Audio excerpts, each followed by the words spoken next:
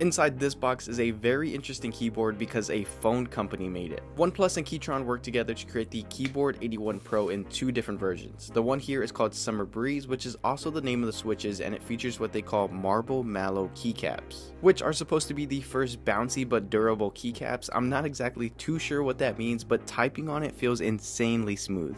Aside from that, the keyboard definitely feels premium since the entire body is made from aluminum, and my favorite part is the volume knob that kinda looks like roulette tables at casinos. It also has this metal bar to adjust your keyboard's height, but you can also stand it up on its side like this to save room on your desk if you wanted to. But that's enough waiting, it's time for the sound test, so here's what it sounds like.